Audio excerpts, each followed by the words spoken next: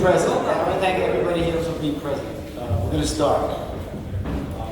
Thank you, Sandra Santana. Thank you, Quinones, Pepe Flores, and Luis Guzman, and myself, Al Diaz. And at this point, I think I'm going to hand it off to Louis, who's going to start this conversation. I want to thank you individuals as well for taking time out in your busy schedules to make this happen. Thank you very much. Thank you. Okay, I like to stand up. Is that okay? Sit back. Sit back. Sit back. Come back here. So, my name is Luis Guzman, and I was born in Calle, Puerto Rico, raised in New York City.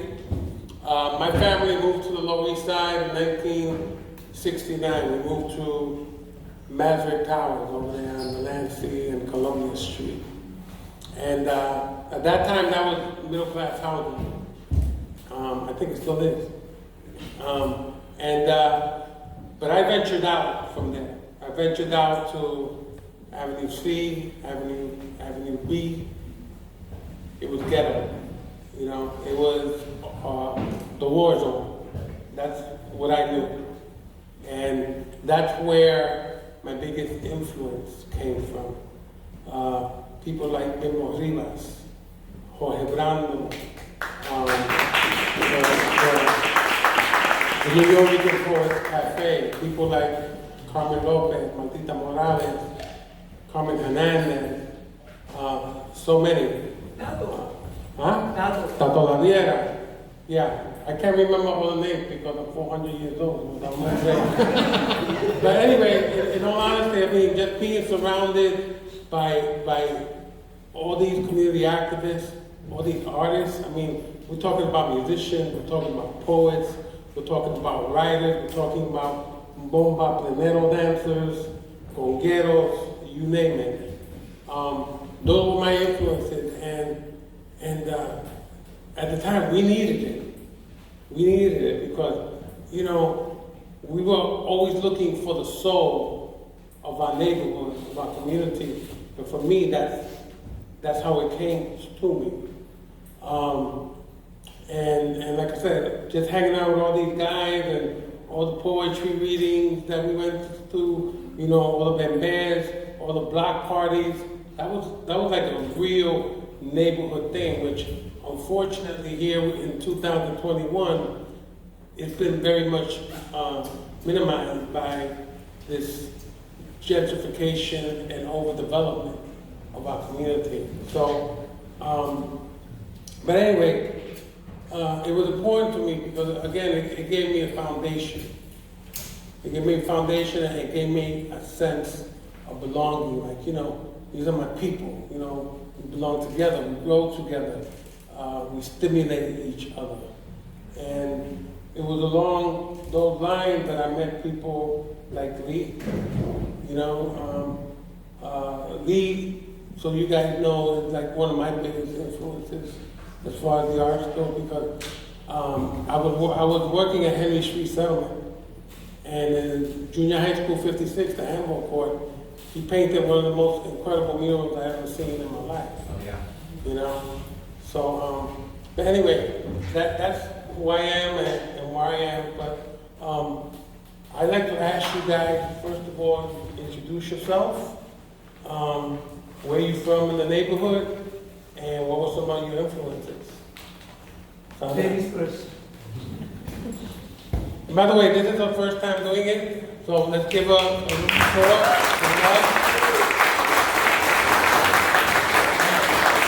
And I already told me if she starts to cry, we all gonna cry with her. Yes. This is community. Yes. Dale, mija.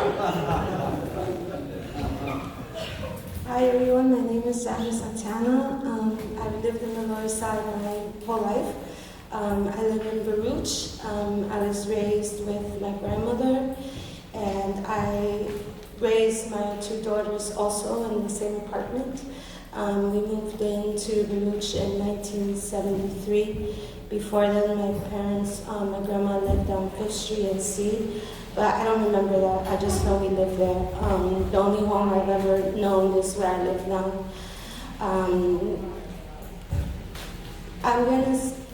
I can't really, I don't know who I was influenced by, I'm sorry. But I do remember that in the 8th grade, my music teacher just saw something in me, and I feel like it has always been suppressed, and I feel like the universe is telling me that the time is right now, so that's why I'm here.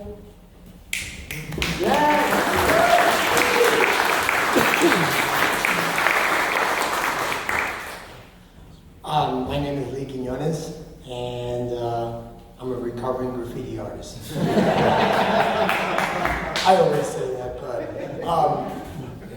yeah, I was born in Puerto Rico, in Ponce, and I was brought here at 8 months old to the lower east side, which is right by the Brooklyn Bridge, the last standing projects. And all my life I've been drawing and painting since I was 5 years old. And in a quick sense, I ground my teeth on the New York City subway system in the early 70s in the graffiti movement explosion that happened, and now worldwide. But I hung out a lot, I loitered a lot in the avenue as we knew it. And it was really exciting there and very dangerous, but it was what I would say the extension of the lower. We lived in the shadows of the Lower East Side, but we felt like we were all together. And a lot of my influences, believe it or not, were music scores from films.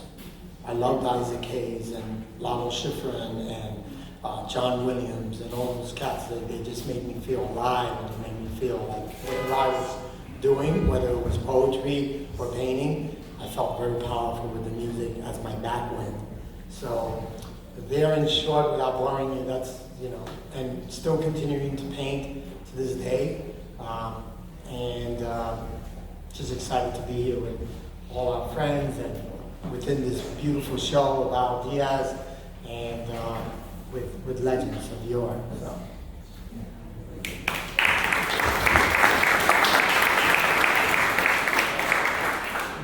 Jose Generoso Flores Anaya is my name, given at birth, but here you have to drop the middle name and then you're known as Pepe Flores. This year, 2021, is my 50th anniversary of moving to New York City.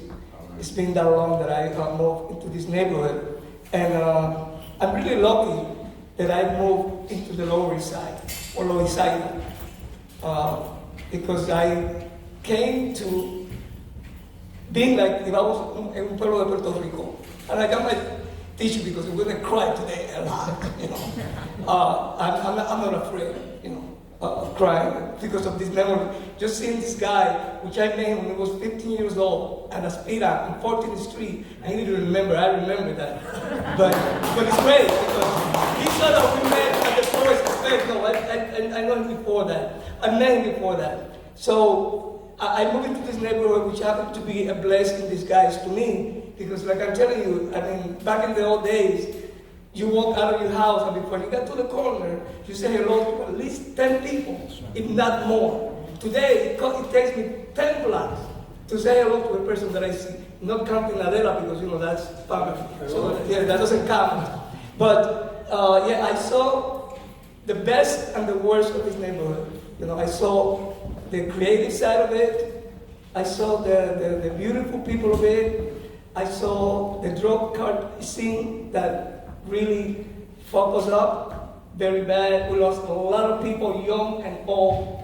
And actually, it was crack, the one that really put the nail in the coffin to this neighborhood. That's when developers, overdeveloping really took off. So it's an honor to be here. I'm glad that I've invited me for this. Somebody called me yesterday to a special rumba out of the neighborhood, and I was like, Pepe, come, man, Pepe. No. I gave my word to be there tomorrow, and that's what I'm here. I have to be here. We have to be here to let the world know and the people know that the Lower East Side community was a very significant, vibrant community, very creative, and that's it.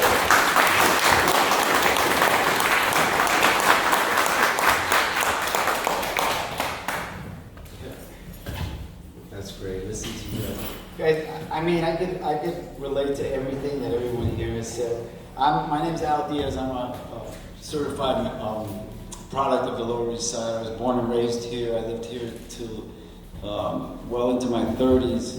I haven't had a Lower East Side address for about 15 years. I've relocated to Brooklyn, but I still have a lot of dealings here. I think I was influenced.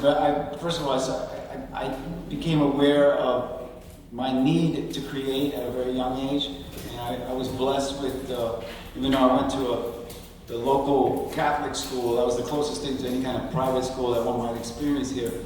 I had I was blessed by having an art teacher like Henry Fiol, who's a vital contributor to Latin music and to painting, and he inspired me. And people like that.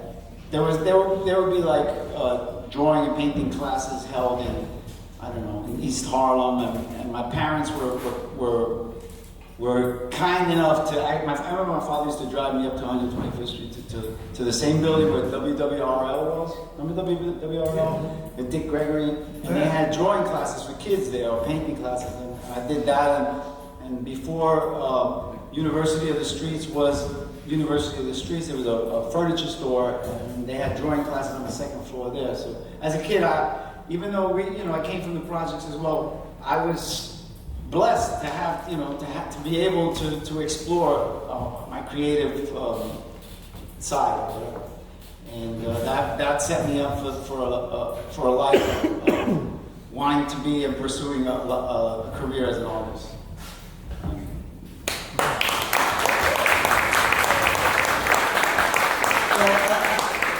I'd like to ask you guys, so, what was the first thing, your first piece, that you did that not only influenced you, but influenced other people here in the neighborhood that you can remember?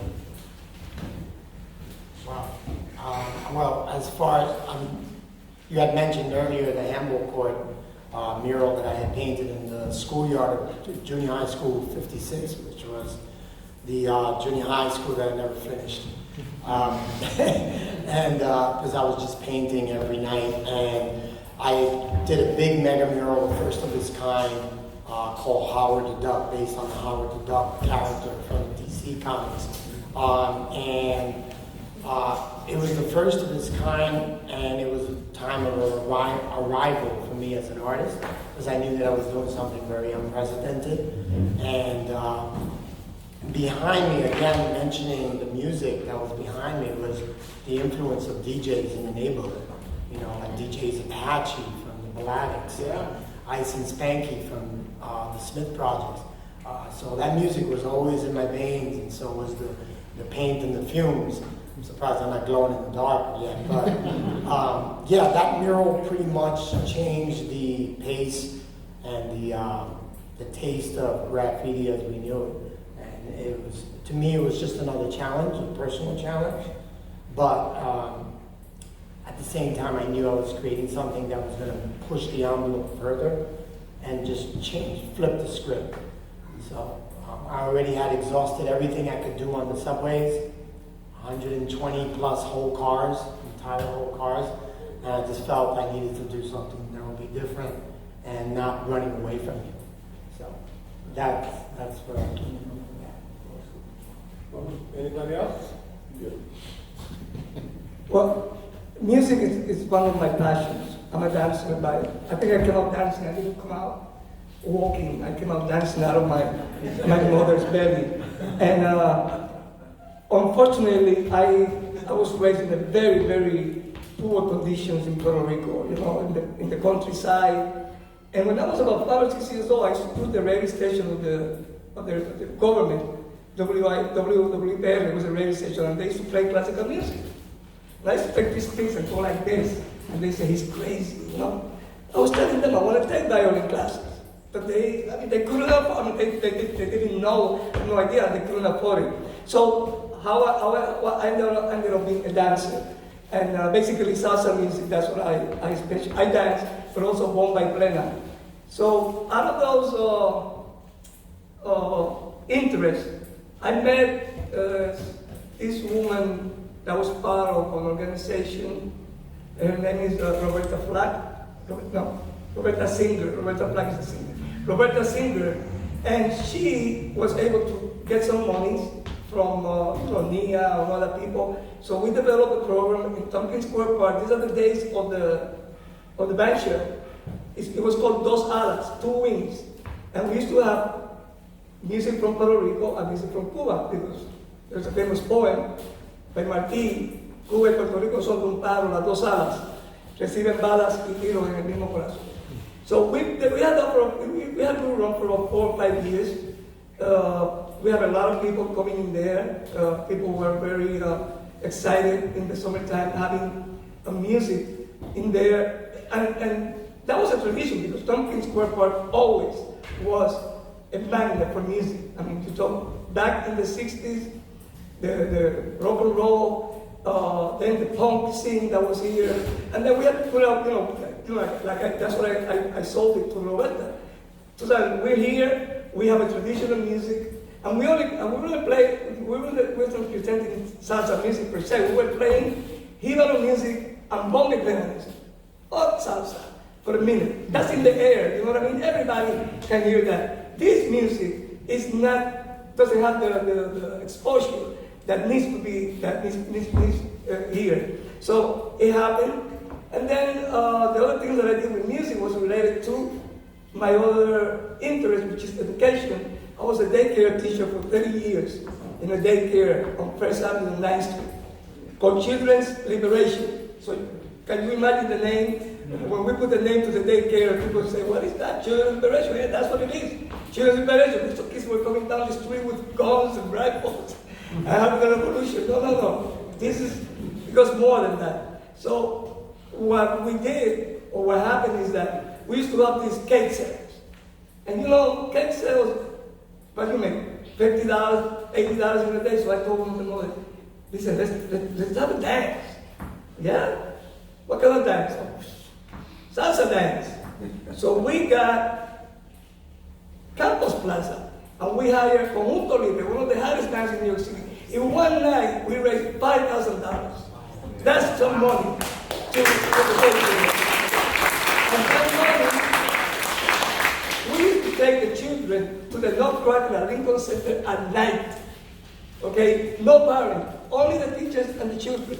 And those children formed Pepe, they were so cool watching the Nutcracker that people would say, how old are those kids? Because there were all these teenagers being very obnoxious. And my children were like, and they knew, and the trick was that during arrest time, we used to play the music of the Nutcracker. So we were like feeding them, and when they were sleeping, that's what they were listening. So they were writing in the music. And I read them the story, and we talk about the ballet and all that. So those are the things that I was able to tie up in my life, housing, affordable housing, music, education, especially early childhood education. And that's how I think that I sort of impacted the neighborhood, besides the Poets Cafe, which I collaborated along with Willie Correa and in other ways.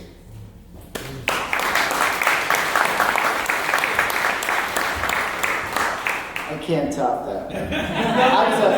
I was at that show. I went to see Conjunto Libre at Campos Plaza. Oh, okay. Thank you. I met Mania Kendo. He showed me It was very cool. Wow. Very, very cool. I have to say, Henry Pio, one of his teachers, is an icon and a legend in Latin music, not only as a singer, but as a painter. He's the F. And he was my art and music teacher in St. Bridget's, which was across the street from Tompkins Square Park. And so I sat across the street from Tompkins Square Park for 8 years of my life and watched just about everything happen there, like naked hippie people walking in.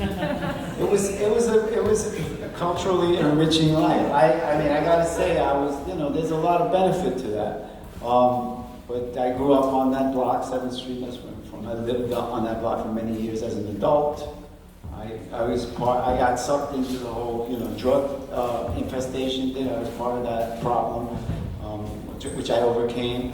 And but what my first earliest accomplishment, which is probably the most iconic that I have, I could tell stories about, was my friendship and graffiti campaign with Jean-Michel Basquiat. We did the same old graffiti in 1978, which got some local fame, and then later became a influential graffiti, but not graffiti. It was a different kind of graffiti kind of thing that we did, and it was beneficial to both our careers, I guess. But that's the most well-known thing, although I think, my life has been filled with, wonderful accomplishments and wonderful blessings from life, as well as curses and the rest of that, just ups and downs. But the Lower East Side once again has been, my base of, or was, it no longer really is, but it was my base of operations, and I was, involved with the 1980s music scene here, the alternative music, and what else? And the art movement, which is, how arts is all about conserving that generation and that movement, if you will. So that's pretty much. Anybody remember Woodstock? Woodstock, yeah, absolutely. Oh, I'm sorry.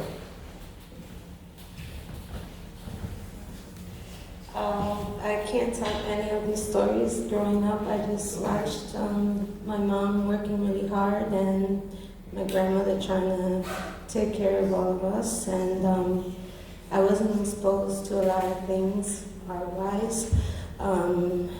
The goal was to just get me a good job, get me married, and have a stable life. But I think now, as an adult, many things are being exposed to me, and I actually get to use my words and impact people. And it's a little nerve-wracking because you're so vulnerable, but I'm grateful. I'm grateful that even though I didn't get to do that as a child, I get to do that as an adult. And I get to it feels like I'm actually. Take your time. Okay, everybody cry. We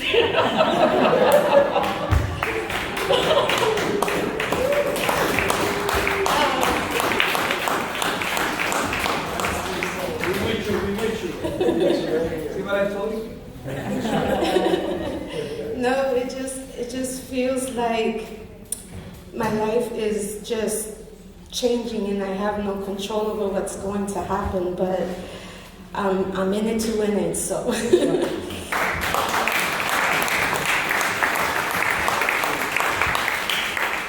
If I can add to that, okay?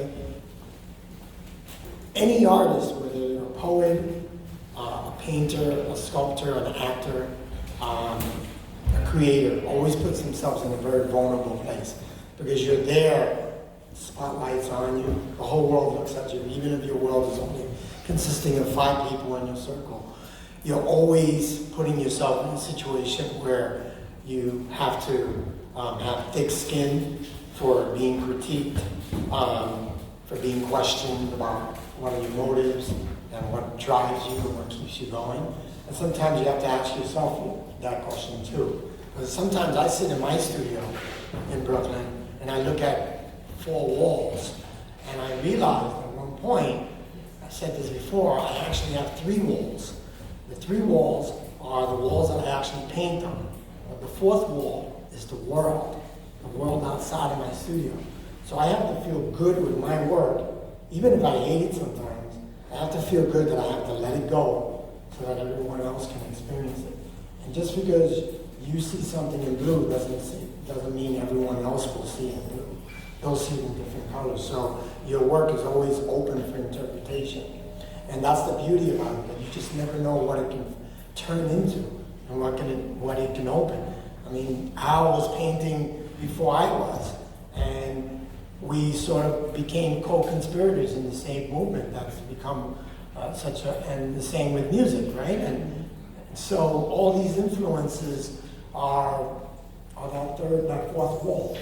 So it's great to be in that spot of being uncomfortable and sometimes being vulnerable. It's fine, because we all are at the end of the day. And that's the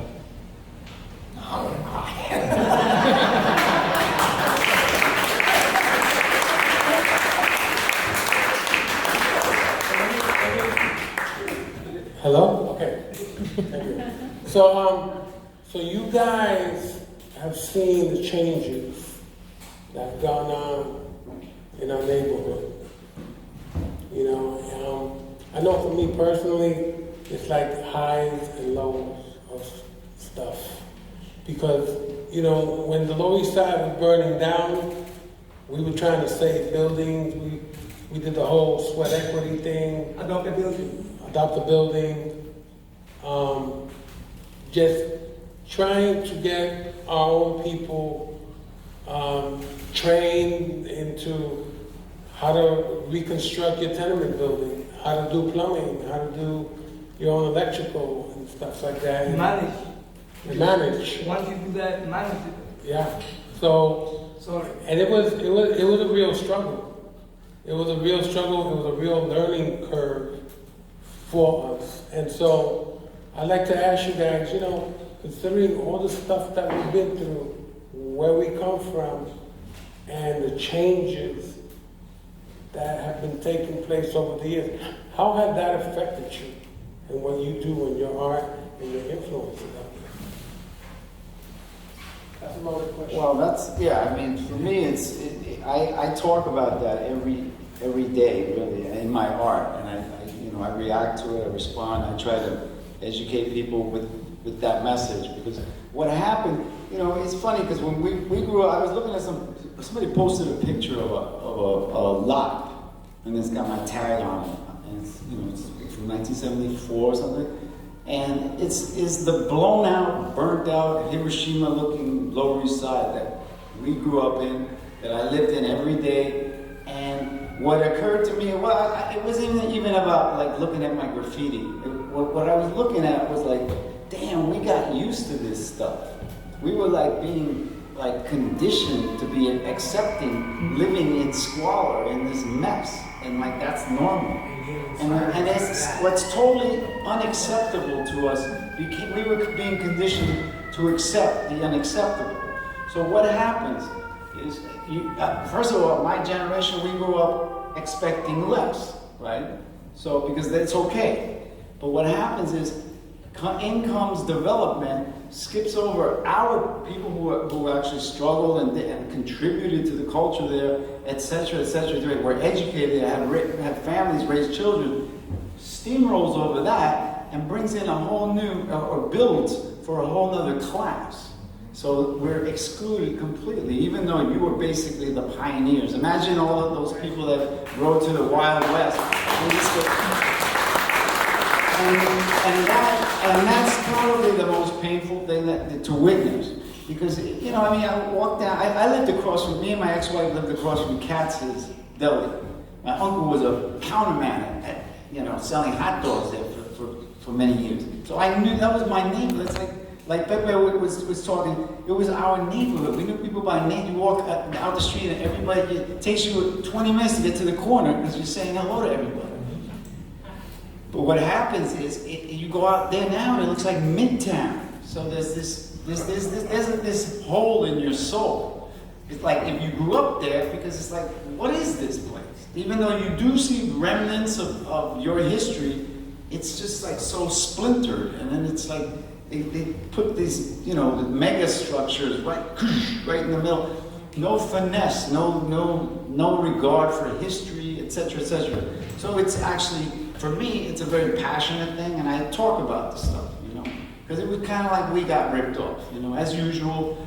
Somebody else will just talk about something which is not for the poor people, and that's David Gonzalez, New York Times made a funny comment. We were talking about these new nicknames that they have for neighborhoods, like No Hole and shit. And he said, any place that's in fluxus, where they're like trying to develop, it's the generic name is No Mo Po.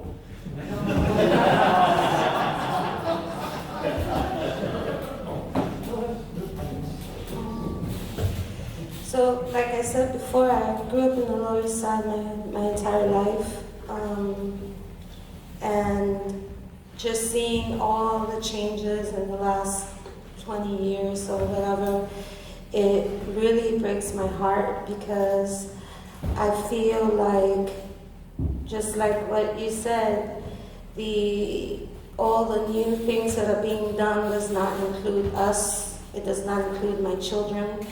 It includes everybody else. So in my own neighborhood where I once felt like this was my home, I kind of feel like a stranger. I kind of feel like an outsider, and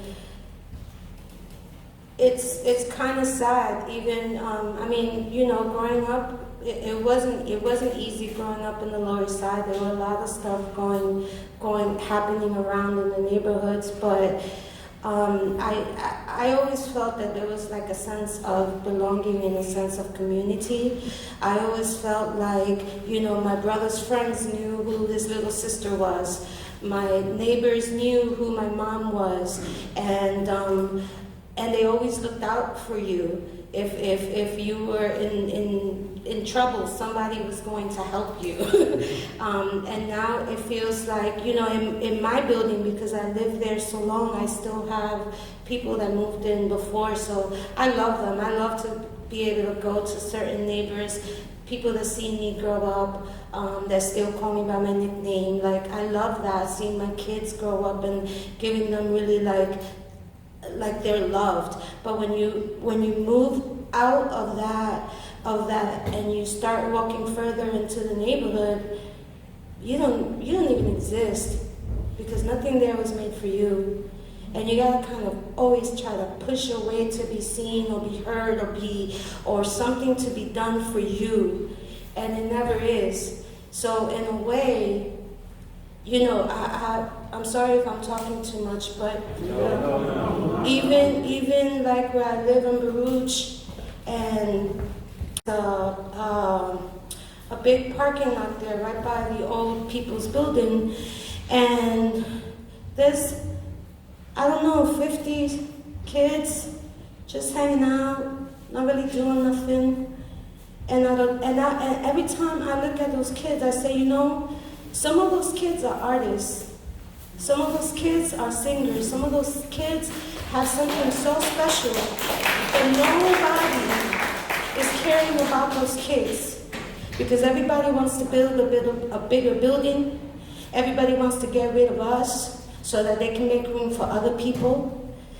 And nobody cares about those kids, because when they look at those kids, they're saying, oh, these hoodlums. Who cares about those guys?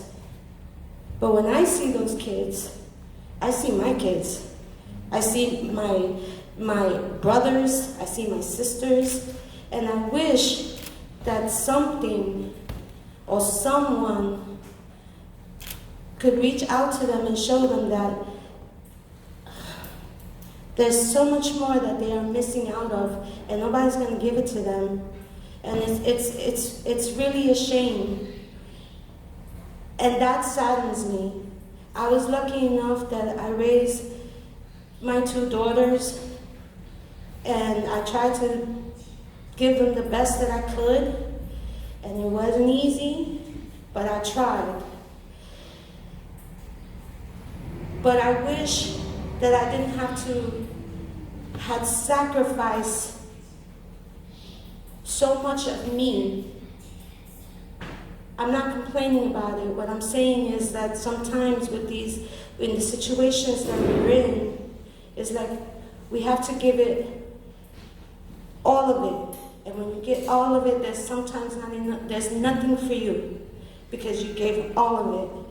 And it feels like the more it feels like you have to give so much because so much is being taken away. And I don't think it's fair, and it really makes me sad because I still live here. And honestly, unless things change, I don't see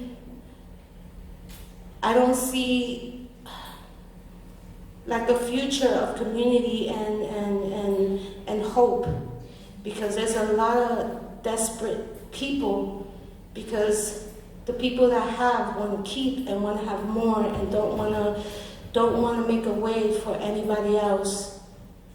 And I think it's unfair.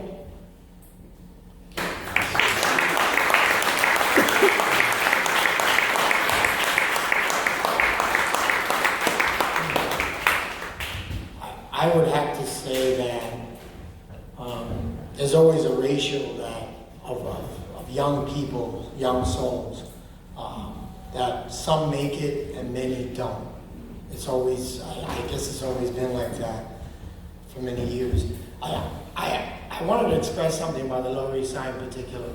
It has to do with water and bridges. I grew up in the projects on the 15th floor with 360-degree view of 5 major bridges in New York City. The Verrazano, the Brooklyn, the Manhattan, the Williamsburg, and the 59th Street Bridge. In the projects. Imagine that. But the one thing that really saved me as an artist, as a young child, is that I was always able to see the moving waters, the river flowing, and the bridges that brought you somewhere else, outside of the Lower East Side. And to me, those bridges were not too far. It wasn't a bridge too far. It was a bridge that brought me farther. And as a child, I grew up watching my projects deteriorate right before my eyes. I remember the first blackout in 1965. Not the 77 one, the one in 1965. And from that year on, as the Vietnam War was raging, and as inequality issues were really rearing their heads, and racism, as we see it today, the same back then, I saw my projects go from really middle-class establishment go down the tubes. All nationalities went through the gauntlet of terror and fear. And you might remember this, Pepe, that right in front of the Brooklyn Bridge, underneath the highway, on Sundays, there used to be a huge music festival. I don't know if you do. No, it's more toward 10th Street. You're right. It's your park. No, that one was also one on 10th Street in the park, in the Jackson Park, as we used to call it. But I know which one you're talking about. But the one on South Street, right by Catherine Street, underneath the FDR Drive, was a huge festival that happened every Sunday. My father was running that whole show. He ran a whole operation. A lot of it underworld, kind of, lots of things moving around. But it was one of the most festive. Diaz. Everything. I mean, and some of the best dancing, the best food, everything was happening under that highway till 2 in the morning. And as a child, I would go down there so I could see it right in front of, it was right in front of my windows. I could look down and see at least 2,000 people dancing and just toasting it up all night long. And it was very inspirational. It was all salsa. It was all, and people came from the avenue, from all sorts, from Spanish Harlem. It was a huge operation. My father had it on lockdown. And I mean, he shook everybody down for like, you want to operate here? It was one of those days where he was a musician as well, and very inspirational. He was, I looked up to him, and yeah, he's, I'm a product of his love affair with my mother. He's my biological father. Dirty dog, but it was that beauty that, like water, it always finds the cracks. It finds its way downhill to a better place. And I think young people will eventually always find something, whether it's a movement, or whatever, whichever shape and form it finds the children find it. and something comes from it. That's the beauty about New York. It reinvents itself all the time. Yes, It does. It's just like it's a big construction site all the time. And people eventually find movements, whether it's in music or in poetry or in painting. At least, and I'm one of those finger pointers. I'm like, you're always on your screen. You're always, and nobody talks to each other anymore. But I still have faith that the young will always find a way to create their voice.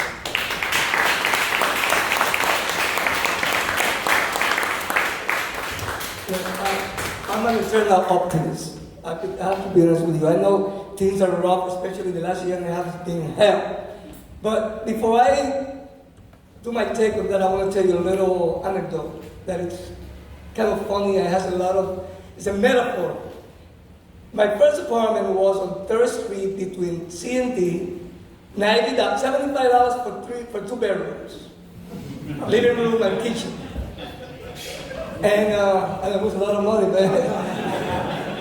It was great. I had 3 jobs.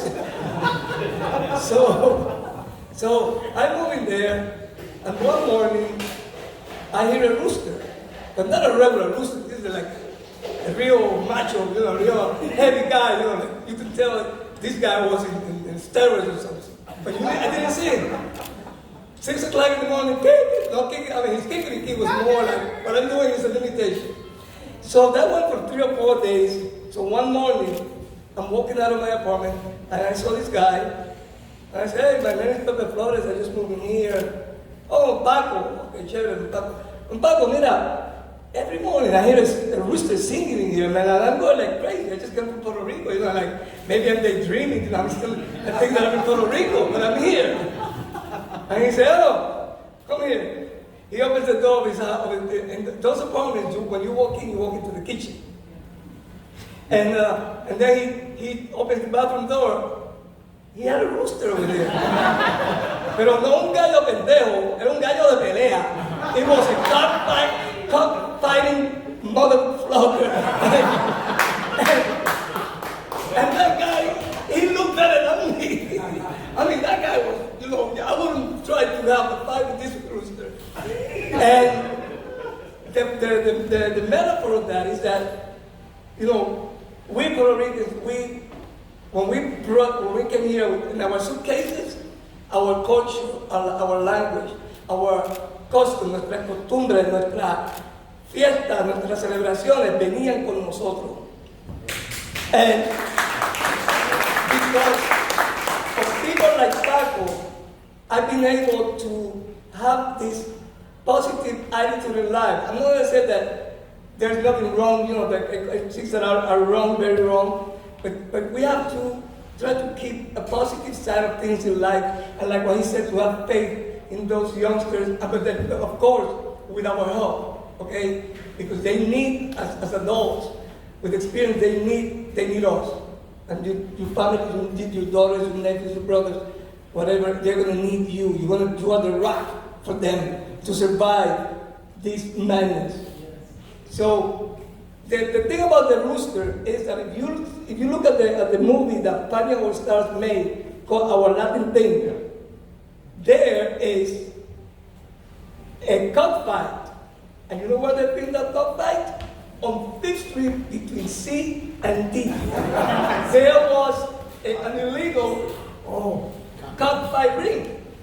And I don't know if you know that movie was filmed, most of it was here. And that movie it propelled salsa music into the world, okay? Totally into the world. And most of it was filmed down here. So I'm going to be 70 years old in August. And I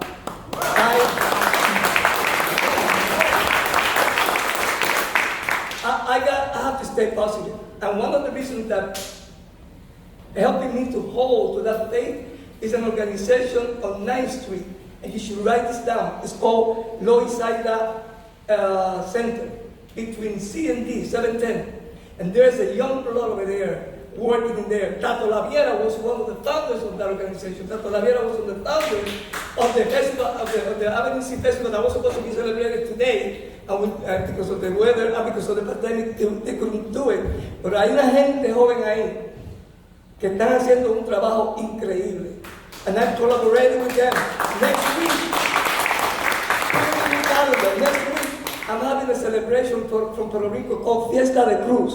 We're going to have an incredible plena group, half men, half women. You know, I always like to be women, empower them. As a matter of fact, the guy that was in charge of that, of the music part for me in that celebration, he died on me 2 months ago because of the COVID.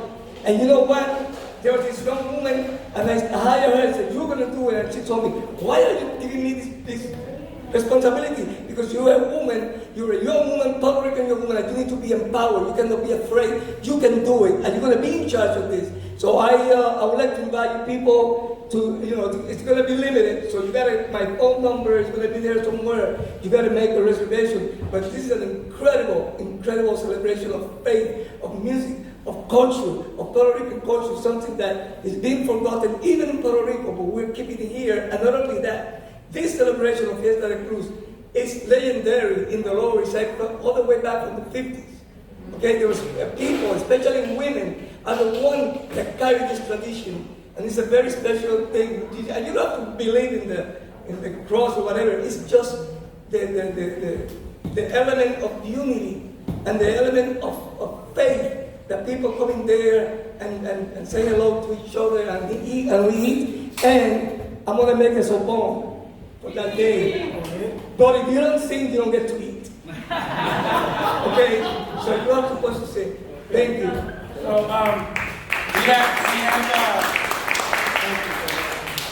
So, we have enough time for a few questions from our audience. Yes. Sandra, can you read some poems for us? Yes. Yes. Why not? Thank you, Bob. Bob Holman. Yeah. Well, I just want to say that I'm very grateful and thankful to you witnessing this, because you are all very, very inspirational. To me, as a young kid from New York City, I'm looking at every person that I saw every day of my life walking by, and I just got to tell you that it's so tremendous to me to see you all still doing what you're doing, and still inspiring more and more and more people. I gotta say, God bless you. Thank you so much.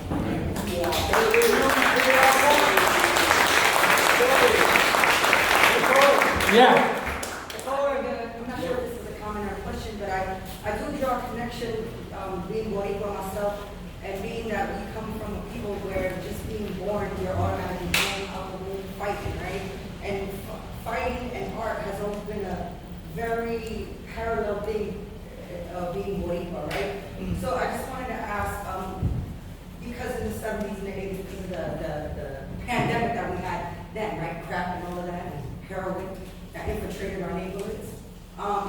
You see the reemergence of a lot of art, right? Because when people are down, well, we know how to do good. We know how to party. We know how to do arts. We know how to be. We know how to cultivate culture. And this is why we're a part of it, right? In New York City. So my question is like, being now that we're in a time where we're again, economically disinvestment is happening in our communities. Things are being taken away from us. I feel and I hope and I know that there's going to be an emerging culture, there's good art that's going to be made now. And I wonder if there's a connection between being in the Lower Side, I'm in the Lower Side and being Puerto Rican,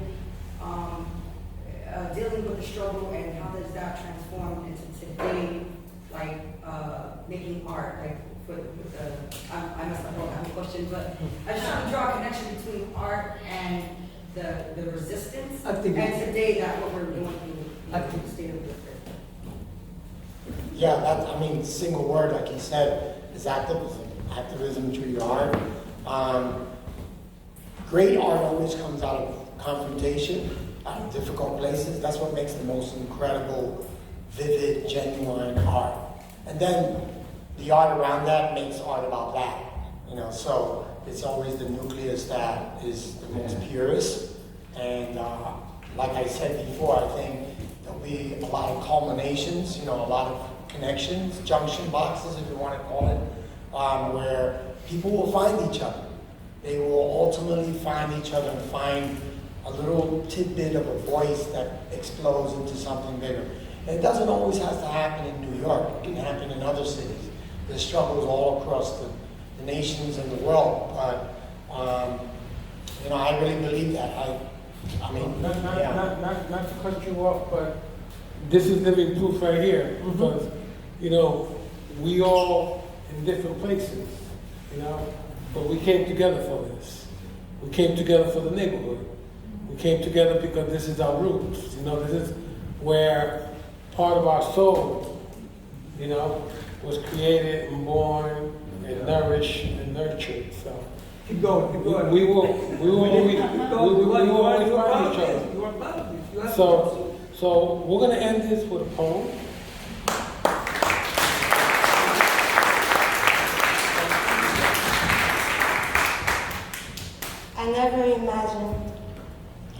I never imagined God being a woman. In my mind, I think of my mother and all that she did. My mother, she has superpowers. She knew when you were up to no good and cried tears when you hurt. Her prayers went directly to heaven. She was relentless. I never imagined God being a woman till I had my own daughters, and I knew in an instant I would die so that they may live. Sometimes find courage when there was none to give, and love endlessly. I never conceptualized God being a woman until I watched my mother make something from nothing. Algo de nada, nunca la mesa vacía, clothes on our backs. I never imagined God being a woman until I bathed my own children, and it was a ritual of cleansing and rebirth, how I can distinguish each cry from another and find them in the dark. My mother, mi madre, mi diosa, how she laid the foundation so that we had a path to follow, how she suffered silently and held us all. I never thought God as a woman till I had to forgive those who hurt me so that I can truly love. I never perceived God being a woman until I saw my mother hold the sins of her sons, merciful and life-giving, encumbered with all the daily burden, and still have the strength to carry yours.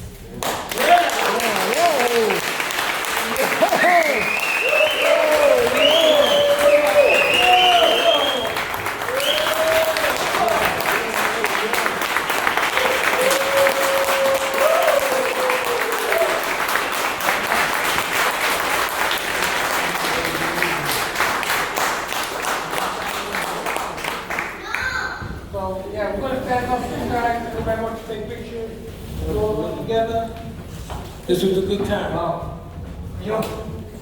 That was beautiful. You rock, babe.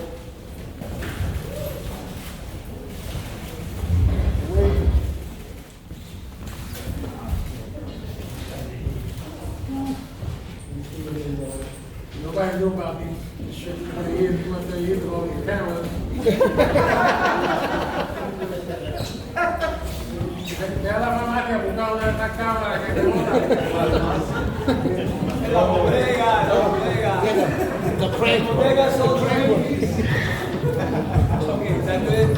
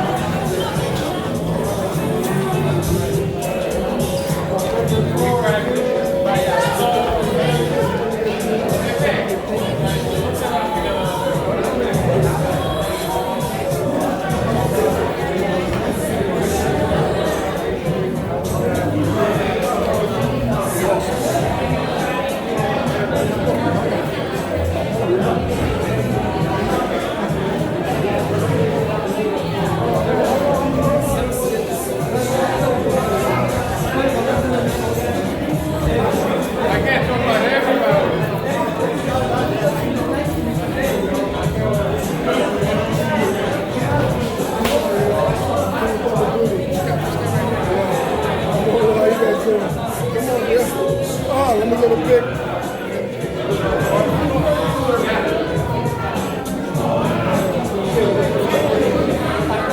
One more.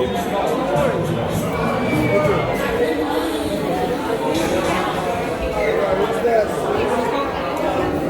Well, I'm not going to know this one. Thank you.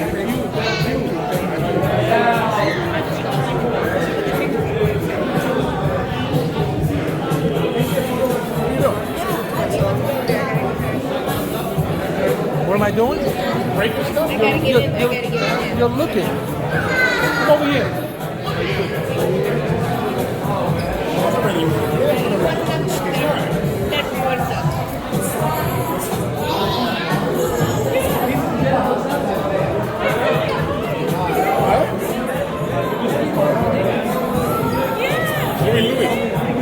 Louis. We're in the middle, mira, caballero.